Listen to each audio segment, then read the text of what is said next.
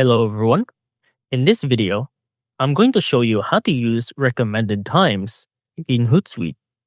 Hootsuite offers recommended times to help maximize engagement. When creating a post, instead of manually choosing a time, click on Schedule for Later. In the calendar, you'll see the text, See Recommended Times. This is the one you should click. And you'll find the recommended time through this button here that has a star with a clock on it, with its timestamp just beside it. These times are calculated based on audience activity and engagement history. Select it, then confirm by clicking Done. And now you can schedule this post by pressing Schedule here at the bottom right. This ensures your post is published when your audience is most likely to interact. And that's how to use recommended times in Hootsuite.